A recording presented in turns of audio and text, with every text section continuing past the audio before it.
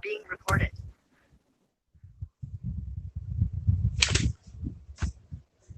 Good morning, everyone.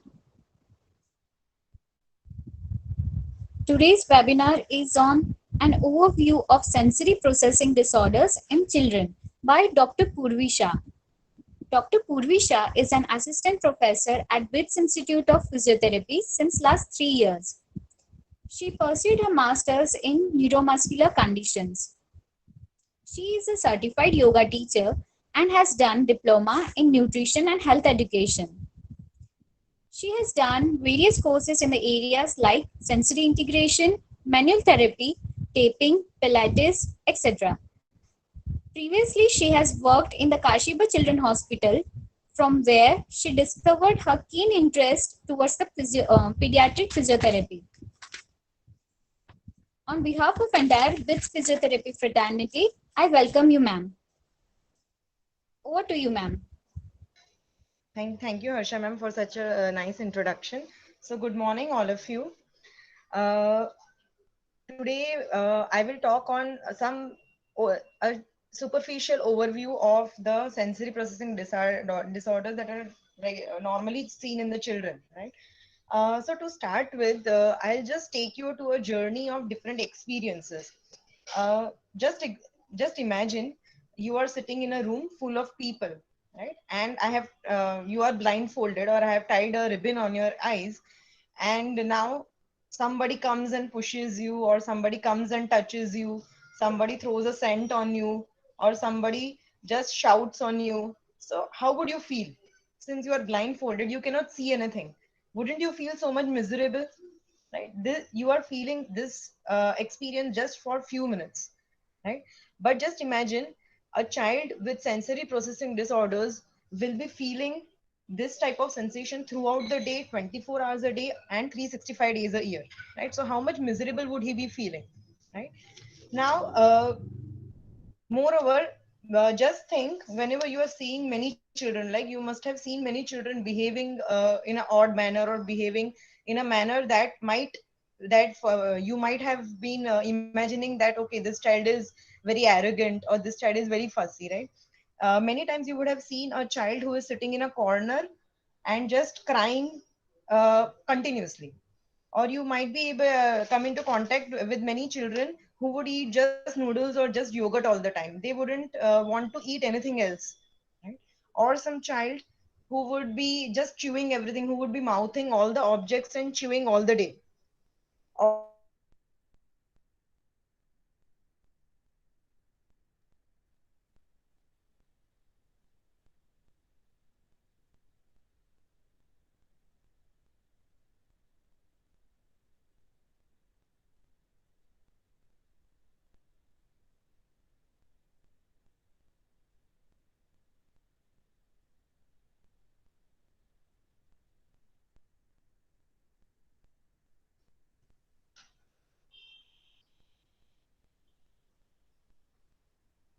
I'm sorry, am I audible? Yes, ma'am. Okay, so you would have imagined these all circumstances in many areas where children would be feeling just that, "Okay, I want only this. I want to wear only these type of clothes," right? So, to a layman who is not aware of sensory processing issues, would think that these children is not behaving properly, or this child is arrogant, or this child is fussy, right? But in actual, uh, there is one thing in common with all these children. The thing that is common is these all children show some signs of sensory processing issues, right? Now, to understand what is sensory processing issues, you we must all know, first of all, what is normal sensory processing. Normally, whenever a when you are feeling a sensory input, like whenever somebody is touching you, or you are coming in contact with some hot object, the receptors that are present, they are taking the impulses to the brain, right, where the sensory information is organized, and it is interpreted and stored with relation to some previous experience. Like whenever you are coming in contact with a hot object, you know that this pan might be hot, or this pan might be cold. So you are prepared that touching this object can lead to can harm you, right? So your response, what will be your response? You will just try and touch and you will take the hand immediately off. So this is your response, which is in relation to some previous experience, right? So this is normal sensory processing or integration, which is defined as a effective registration of sensory input in the environment. It is the way in which the brain receives, organizes, and responds to sensory input in order to behave in a meaningful and consistent manner, right? So the brain is normally receiving these impulses. The brain is again organizing and responding to this sensory input so that a motor output is generated. You are lifting the hand off, so that is your motor output, right? So this is normal sensory processing. Normally when the child is in fetal stage, in the fetal stage itself, the child starts feeling, or he is exposed to a number of sensations. In the fetal stage, he can feel the vestibular sensations, he can also feel auditory sensations, right? And when the child is now in infancy period, again there are increased number of sensations that he would come in contact to. And this exposure will purely depend upon his environmental conditions, like whether he is staying in joint family or he is staying in nuclear family, or there are infantile stresses like the parents are always fighting and all. So a child will grow up with the environment that he is living in. Now when the child reaches a childhood age, again there are increased number of sensations that he would come in contact to.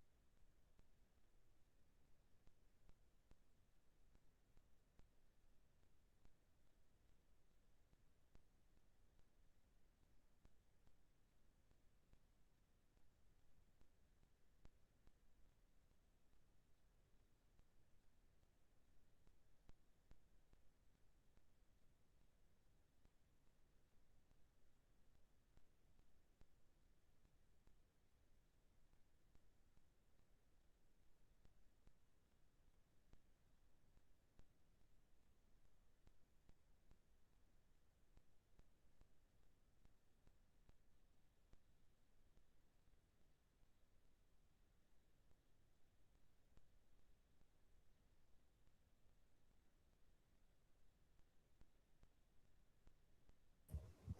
Sorry for the inconvenience. Ma'am will be right back in 2 minutes.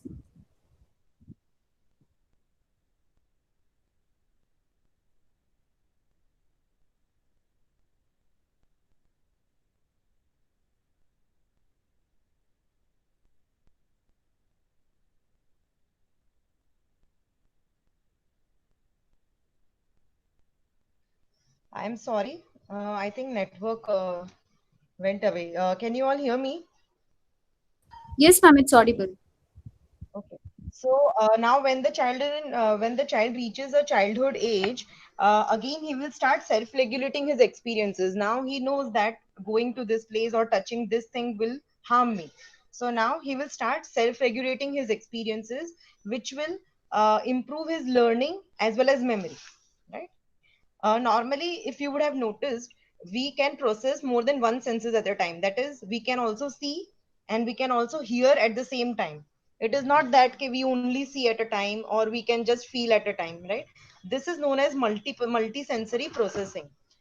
A normal child is able to process more than one sensation at a time, right? So what is multisensory processing? It is uh, the ability of an individual to receive, interpret and integrate information from more than one sensory system at a time.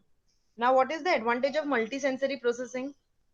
The advantage is that it enhances learning as well as memory, right? So you know that when I'll go there or when I'll touch, it will harm me, right? So you are watching as well as you are touching, so you're using more than one sensation at a time. It is never that you will use only one sensation to do a task, right? So this is known as multisensory processing, and it is very important for a child or an adult too. Now, this concept of sensory integration or sensory processing was first put forward by a Professor A. Jean Ayres, who is a pioneer of sensory integration. And he defined sensory integration as the neurological process that organizes sensation from one's own body and from the environment, and makes it possible to use the body effectively within the environment. What does it mean? This means that it is a process by which the brain will receive those sensory stimuli, and then it will it will process it in such a manner that then this information will be again transformed into a motor output, right? This is known as normal sensory integration or processing. The advantage of this is that it explains the relationship between brain and behavior, that is how certain people behave in a certain manner, right? For example, many people are there if I push somebody, somebody can react it in an exaggerated manner, or somebody is cool with it, right? So why is that? With one stimuli different people react in a different manner, right? So this is the concept of sensory processing. Further, Taylor and Trott, who were researchers, they utilized this age concept in order to display the foundational skills that improve the academic learning.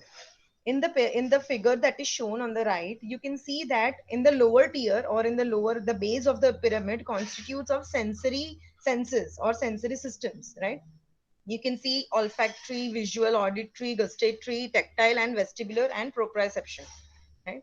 What is the meaning? Since this constitutes the base, this pyramid shows that once the bottom tiers of the pyramid are adequate, the tiers above in the pyramid can be more effectively developed. So whenever you are starting a treatment, uh, A. Jean Ayres, he also said that once the sensory systems are developed, your behavior, your motor function will all be improving, right? So the sensory integration concept is based on this pyramid, which tells that one should strengthen the sensory systems in order to improve the other behaviors of your body, right? So now, knowing what is normal sensory processing, now we are in a position to describe what are sensory processing disorders. These disorders are a condition in which the brain has trouble receiving and responding to the information that comes in through the senses, right? The brain can receive the impulses, there is no problem in receiving the impulses, but the problem is that the brain has difficulty in processing that. What a normal individual can process that information, this a child or a person with sensory processing disorders will process that in an unusual way, such that the individual will behave in an awkward manner, right? So in the figure you can see that whenever you're moving to roads, it is normal that you are facing a baby, you're facing sounds or moments like a baby is crying, or somebody is fighting, a dog is barking. These all are sensations that we feel normally, and we have no problem with it, or it doesn't matter to us. But a child with sensory processing disorders will behave, that is, he want to avoid this stimuli, right? So he can interpret those sounds, but he cannot process it in an usual way, just like a normal individual can process, right? Now, since few slides we are talking about senses and sensory systems, so what are the different sensory systems that we are concerned?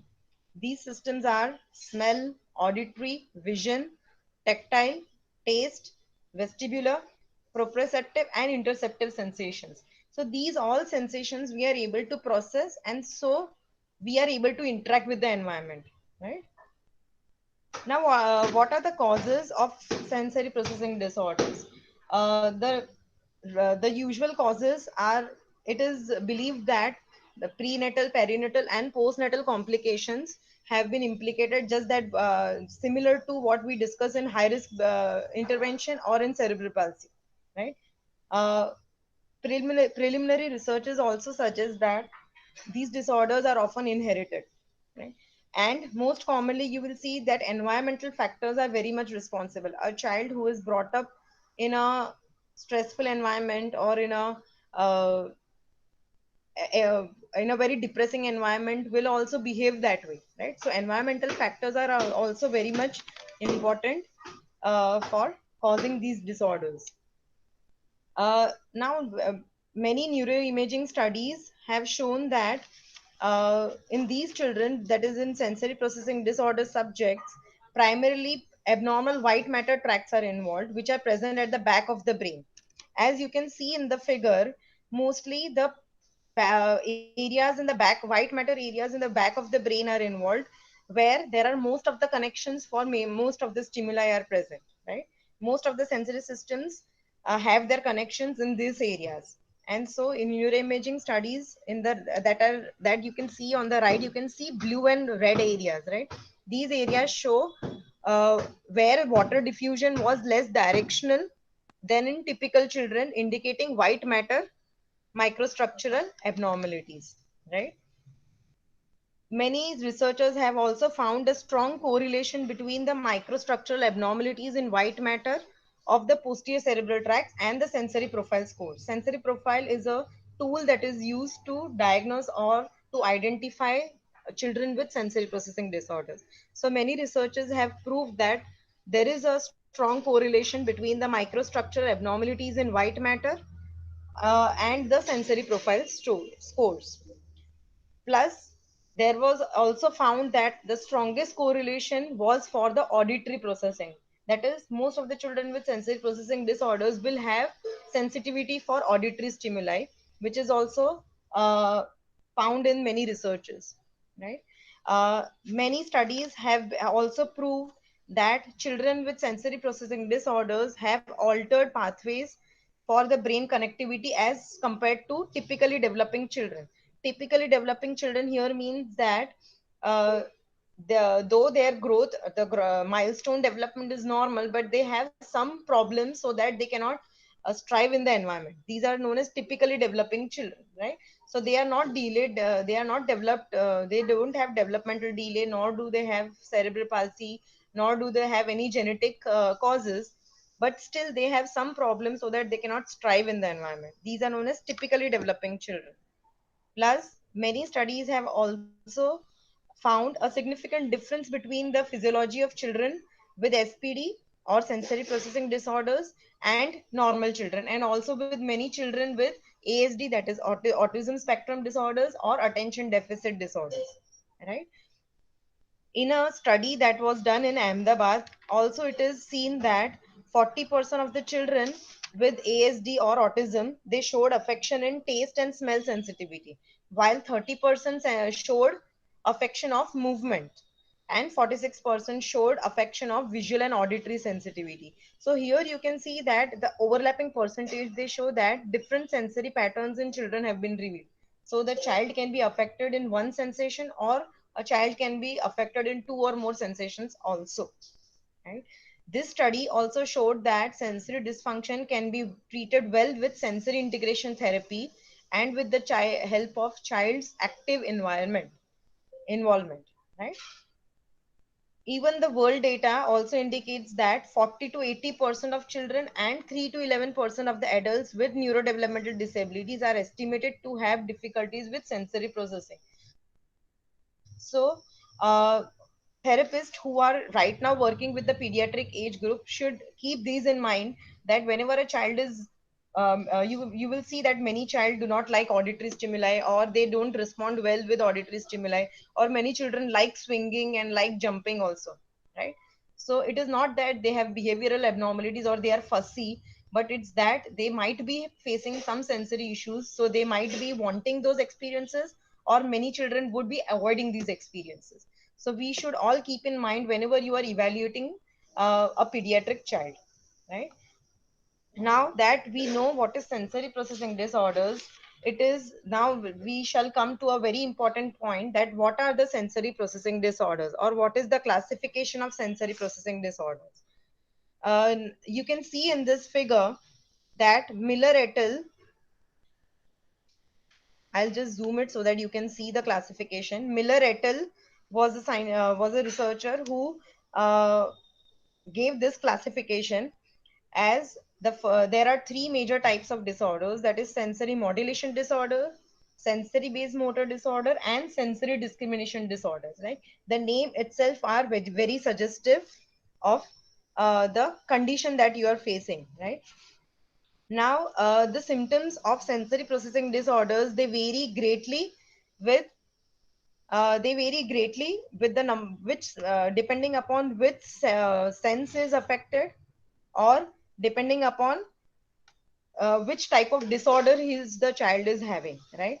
So moreover, the symptoms also vary depending upon the subtype is that the child is affected with, right? So we should all keep in mind this classification, because you just don't imagine that a child may have one sense affected or two sense affected or more than that also, or he might be having all the senses affected, right? So there you won't imagine that there are almost 2 lakh patterns that can be present in these children, or 2 lakh permutation and combinations you can see in these children, right? So therefore it is very important that the child should be evaluated personally, and individual assessment should be given to the child, right? Next, the first and the foremost is the sensory processing disorders that we come into contact. The there are three types of disorders that are included in this category, right? The first category is the sensory over responsive child, right? A child who is sensory over responsive will be very sensitive to sensory stimulation. He will feel the sensations very easily and too intensely. Even a small sensation, he will feel that he is bombarded with that sensation, right? So, so the child with this disorder will have a fight or flight response. Fight or flight means he will try to avoid this response.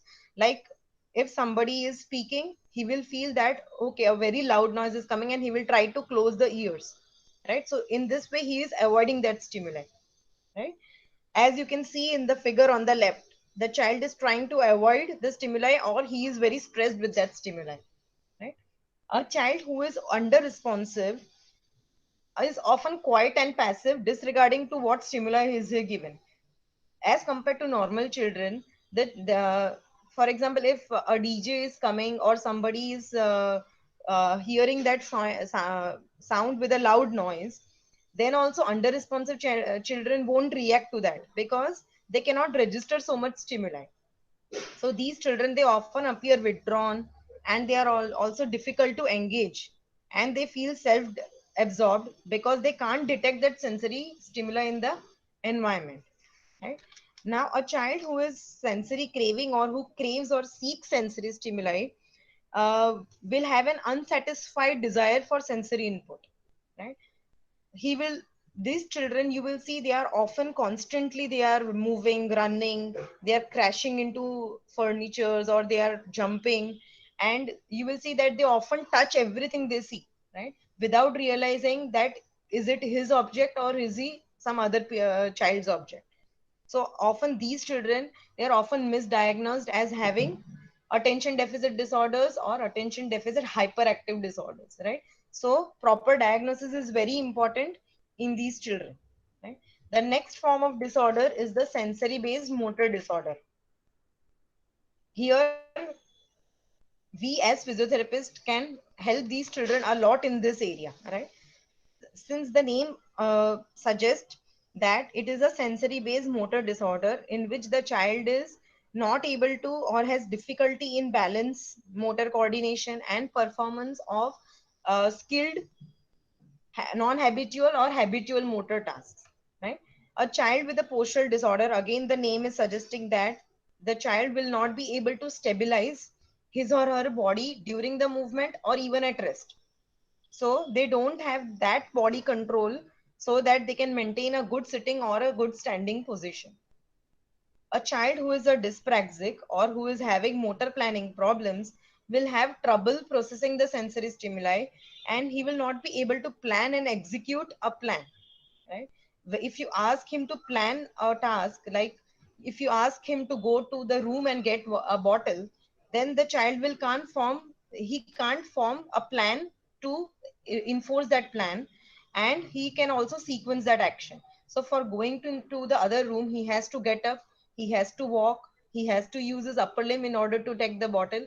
He cannot plan this action, right? So a child with dyspraxia will often seem that he is very clumsy, or he is very accident prone, and he might be not be able to perform many gross motor and fine motor actions, right? So these children, they often try to be sedentary in order to hide their problems, right?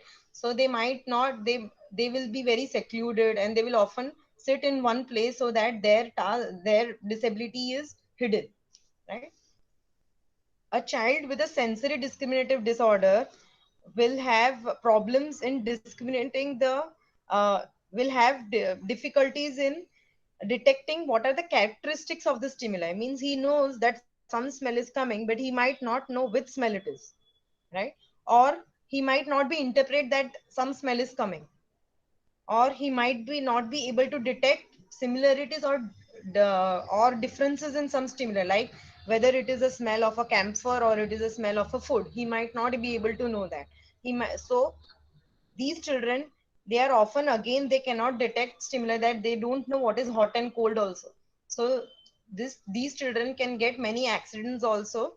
And the senses that we saw in the previous few slides, the eight senses, these eight senses can be affected in this type of disorder, right?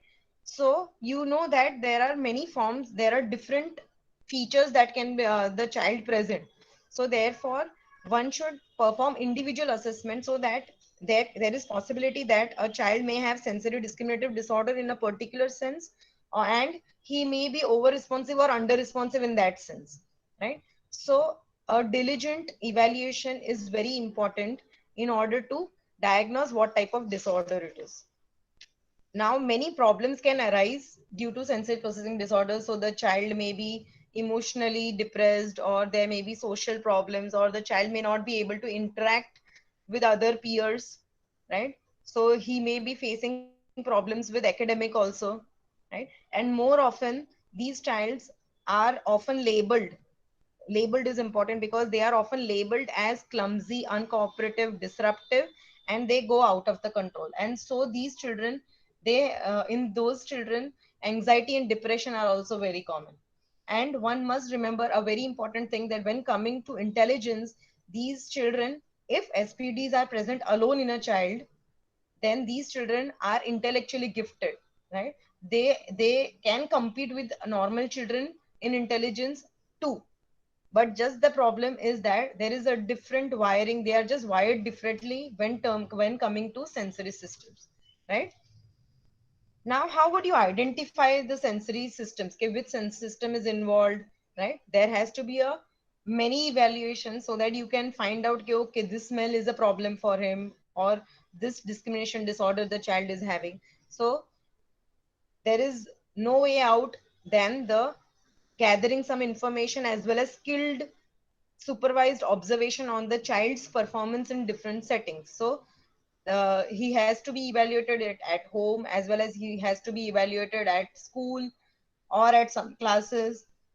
So regular inputs from the caregivers, parents, teachers are very important, so that you can diagnose this problem. There are few tools like sensory integration praxis test, SIPT, or sensory profiles, or Miller assessment of preschoolers. These three are the common tools that are usually used even in India to diagnose the problems, right? One, whenever you are diagnosing this, you must remember that SPDs are most commonly associated with various comorbidities. Like SPDs alone are also present, but a similar percentage of children may have comorbidities like autism, or mental retardation, or attention deficit disorders, or many types of learning disabilities too, right? Now that we have known what is sensory processing, now how would you deal with these children? Like dealing with sensory processing disorders is a very important aspect which a therapist has to know, because your management, because we as therapists, we are getting involved in the management of these children. So therefore we have to understand what are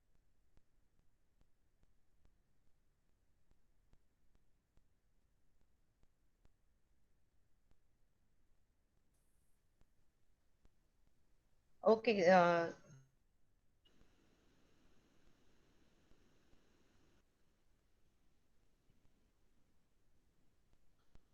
sorry, can you all hear me?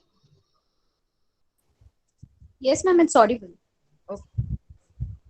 So Now, how will you deal with disorders? We as therapists have an important role in treating this. First of all, you should know who is eligible uh, for giving or implementing sensory integration therapy. Right? There has to be a certified therapist, certified physical therapist, or certified occupational therapist who can deal with these children. Right? All are not certified, and everybody can't uh, just go and treat the sensory processing disorders. There has to be a certification in order to treat these disorders. First and foremost step will be to determine which type of sensory affection the child is having, whether he is oversensitive child or whether he is undersensitive child, or he is craving for various sensory experiences that we all should be knowing, right? Now, whenever you are working with these children, you should know that you alone cannot treat these children, right? So you cannot stay for 24 hours with these children, right? So therefore there are a combination of therapies and lifestyle changes that has to be prescribed to these children. Even you have to teach the parents and the caregivers so that the child implements these activities throughout the day, what you are going to prescribe them, right?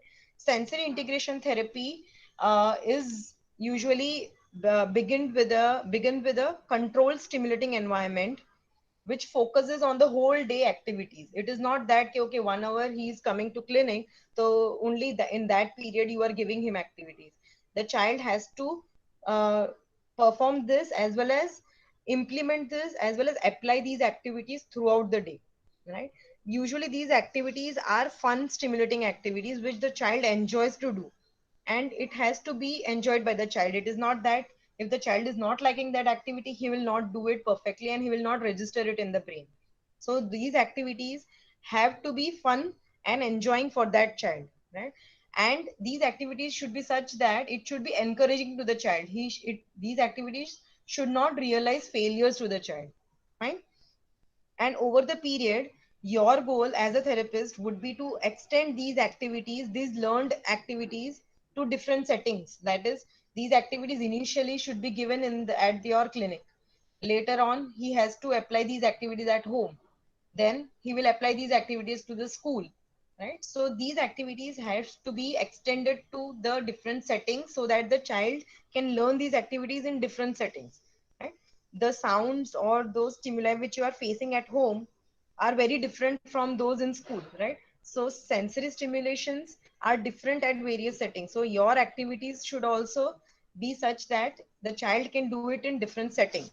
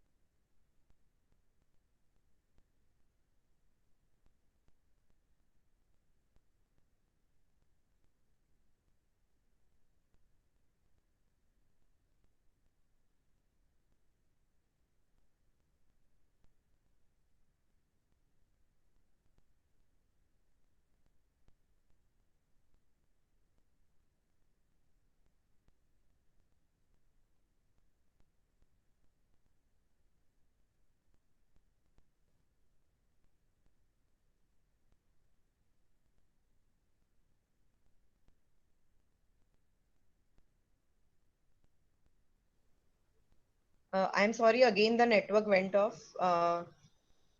Can you all again hear me? Yes, ma'am. It's audible. Okay. So as such, there are no risks and safety that are associated with sensory integration therapy, but some activities you should keep in mind, which might not be done by many children. Like, for example, many children might not be able to tolerate swings, or many children they may not be able to jump on trampoline. So these activities, if not liked by the children, or if the child is giving unusual responses, then these activities should not be forced to the child. You have to take care of the equipments that are present in your sensory integration room also, right? Why? Because there are numerous of equipments that are used, so that you might not be able to know that which equipment to use. So you have to take care that that equipment which the child is actually requiring should be used, because some may have an adverse response in these children, right? So you have to keep in mind that the activities which are liked and equipments which are liked by that children only should be used, right? Now, whenever you are applying sensory integration therapy, we are doing it by sensory diet, right? Just like you have a balanced diet daily, right? Daily you eat roti, sabji, dal, chawal, which is a balanced diet for us as Indians, right? Similarly, a therapist will give a sensory diet to the child, right? Sensory diet will comprise of a number of combination of sensory experiences, right? Which will be in a proper planned and structured program. Means proper dosage will be given to the child. Those activities, if the child is whether the child is over responsive or under responsive, the activities will be just in accordance with the child's needs, right? Patricia Wilbarger, who coined the term sensory diet, defines sensory diet as an individualized structured activity plan that provides nutrition, stimulation, relaxation, entertainment, and stimulation to the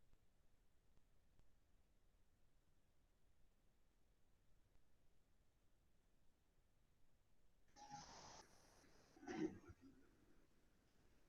structured manner, so no two children are same. So therefore you need to know that what type of diet should I coin for that children, right? See, you can see in this figure an example of a sensory diet. This is a plan that is prescribed to a child. You can see that sensory stimuli what type of the type that has to be given to the child is written. You can see that this sensory experience has to be given which times a day, that is morning, evening, just like you are prescribed medicines. Similarly, you have to prescribe this diet that you have to perform 3 times a day or 2 times a day. For how many minutes it has to be performed, for how many locations, means at home, at school, that has to be performed. A whole plan is given to the parents, so that the child implements these activities in all the different settings, right? Similar diets have to be given to these children, right? I have an example of sensory diet. uh, just uh, just I'll just zoom it for you so that you can see it properly. You can see, we'll take an example of auditory system processing problems, right? If the child is having difficulty in auditory system processing, the child either may be over responsive or the child may be under responsive, right? So a child who is over responsive will be distracted by background noise, and he will also ignore many instructions, and he will not be able to perform in a team. Even this child dislikes noise and responds negatively. So what you can for these children, you can make the child sit away from the background noises like fans, doors, and classmates. Or you can ask the child to plug in the earphones, or earplugs can be used to control the noise. Why you want to do this? Because these over responsive children will react very adverently to that stimuli. So we have to calm these child, right? So for calming, you have to give those stimuli that he likes. So if the child does not like background noises, or he does not like loud noises, then you should not give these children, right? Similarly, an under responsive child will not hear what you are saying and will continuously make some noises like hum, right? Why? Because he want to focus on that task, right? And these children will also have a difficulty in remembering and understanding in what is being said, because he is not hearing to you properly. Even if you're sitting in a room facing each other, then also what you are saying to him, he would not hear it, or he would not interpret it, right? So in these children, you have to give access to the activities that he likes during the day. That is, if he likes music, then you give many periods of music during the day to keep him alert and to keep him excited, right? If he likes loud music, then you give him loud music with spacing during the day. It is not that कि पूरे therapy में you will just give him just loud noises, but you have to give him in a dosage form. For these many minutes, you will give loud noise. For these many minutes, you will give calm noise, right? You have to use different alternative systems also. Like if he is not hearing to you, then you can give him some visual. You can show the instructions on a TV, right? So if the child does not want to hear or he's not able to hear you, he will just see on the screen and he will follow the instruction. So you can use alternative systems also, so that you can meet these sensory systems in some other manner, right? So this is one example of the auditory processing that you can use, right? Similarly, if a child requires to be alerted, or if the child is under responsive, so to alert him, if the child is over responsive, that is, he likes the stimuli, right? Or if he is feeling withdrawn, right? For example, if you are making a loud noise and the child does not like, so what you will give? You will give a calming response. So you will give some rhythmical, long duration, and familiar noises. If the child is under responsive, that is, he requires loud noise, right? So if he requires loud noise, then you will give alerting responses like a rhythmical, short duration, novel, loud sounds, right?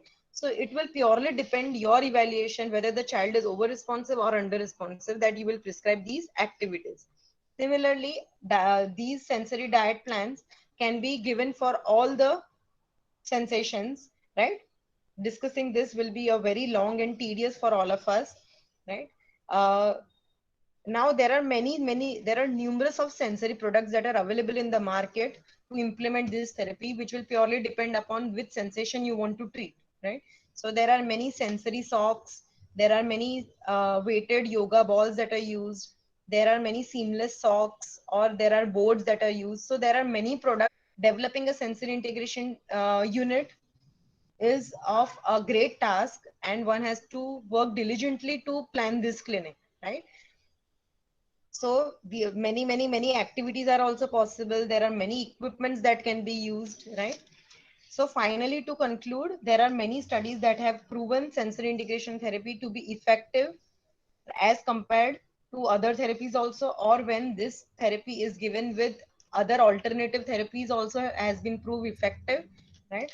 Currently also there are many researches that are going on to prove the sensory integration therapy in improving the social and behavioral skills in the child, right?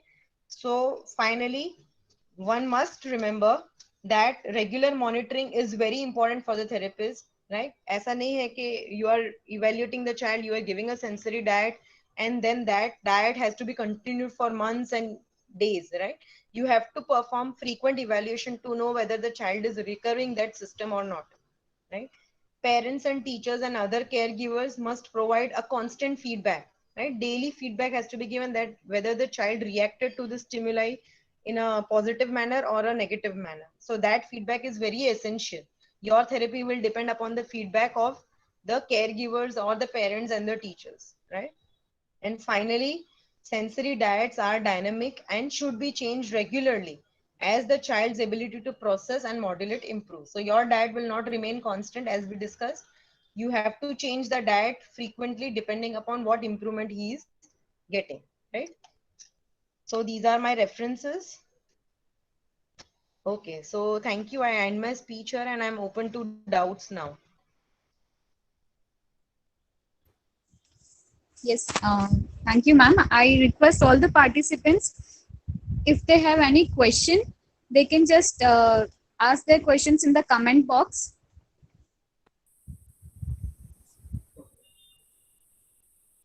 Ma'am, we'll wait for 5 minutes. Yeah. No issues.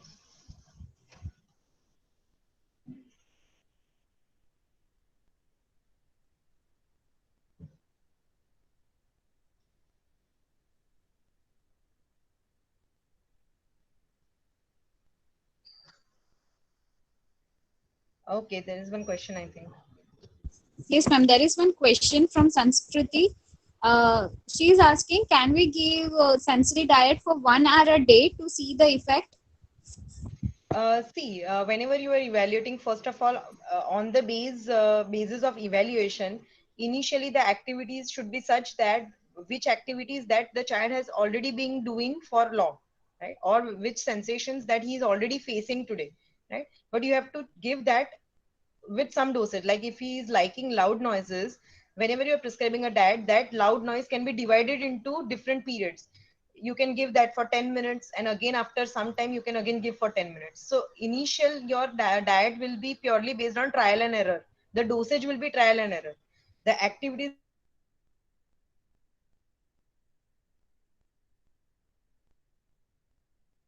will be based on the periods, or the for how many the determinants of that activity will be based on the trial and error of how is he responding to the new stimuli or the novel stimuli.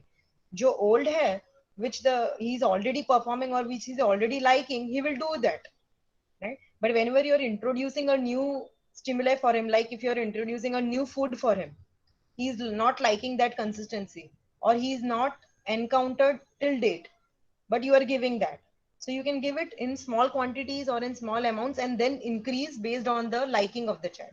So initially you can, it is not that sensory diet is given for hours, or that you cannot measure that in hours. Since it is a diet, even you as whenever you eat food, you divide that during the day, right? In morning you will have a particular type of diet, in afternoon you will have a particular type of diet, which will depend upon the exposure to that child. In some homes, they don't have breakfast, right? So he's not exposed to breakfast, and when you are introducing a new breakfast or a new consistency food for him, you have to take that into account that he has not had it earlier, right?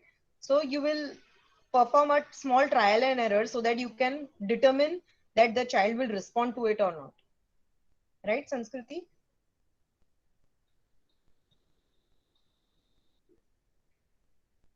Can Yes, dyslexia, ma'am. yeah. Thank you, ma'am. We have another question from forum. Can dyslexia be the example of SPD? No, forum. Dyslexia is a type of learning disability. It is not a sensory processing disorder, but dyslexia can occur with sensory processing disorders, right? But it is a type of learning disability, right? You would have seen in the movie that is Tare Zameen Par, the child was having dyslexia. Right? It is not that he does not writing or learning, right? But he has a problem in reading and writing. So that is a type of learning disability rather than sensory processing disorder. Yes, thank you, ma'am. Ma'am, there is another question from Akriti. She is asking, what if the patient with SPD is left untreated? What are the future outcomes? Okay, Akriti, just like we discussed, what can be the problem? So the child can be either emotionally may be suffering, or the child may have anxiety or depression in a longer term. If, for example, if a layman is thinking that this child is very fussy and arrogant, and so parents might not be behaving properly with that child, right? And so he may be feeling negligence, or there may be no friends for him, right? But if we are not diagnosing it on time, then the child can suffer from depression or anxiety or failures in his future life. Yes, Akruti.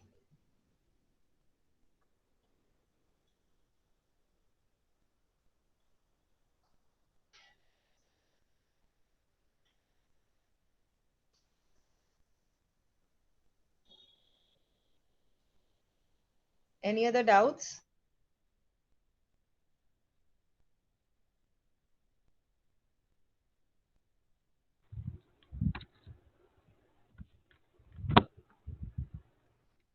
No, ma'am, nobody, till now, no other questions.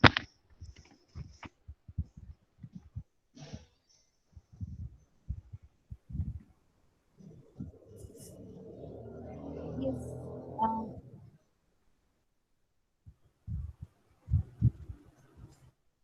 Ma'am, one more student is asking for can we have your contact detail to contact you for discussing more about it?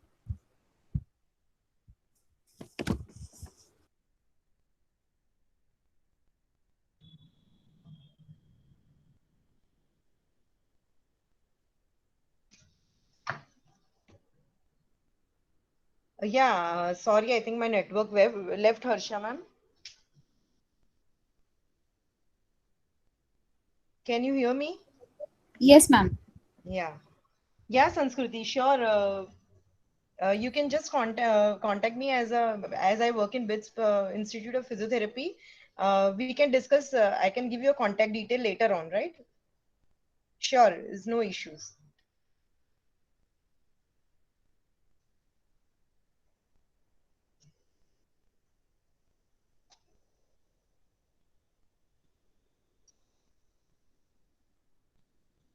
Okay, any other doubts?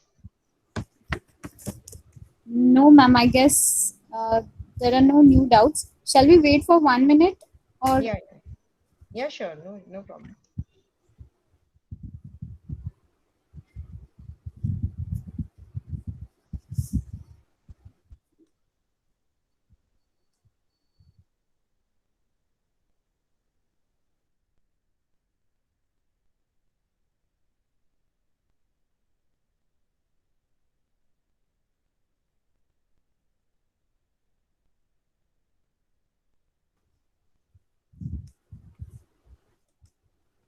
Yes, ma'am. No doubts as such. Um, Thank you, ma'am. Thank you so much for a wonderful session. I am pretty much sure that this informative webinar provided a great insight to all the participants. Now, I would like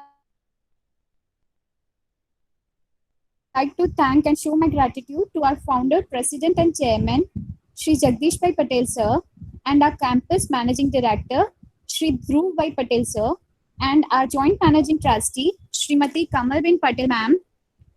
I would also like to thank our campus director, Shri S.K. Patel sir, our principal, Dr. Mehul Jadhav sir, our vice principal, Dr. Sarfraz Nawaz Shah sir, also to Dr. Avni ma'am of computer department, Gade Dada for graphic design, and last but not the least, to all the faculty members, participants, and students.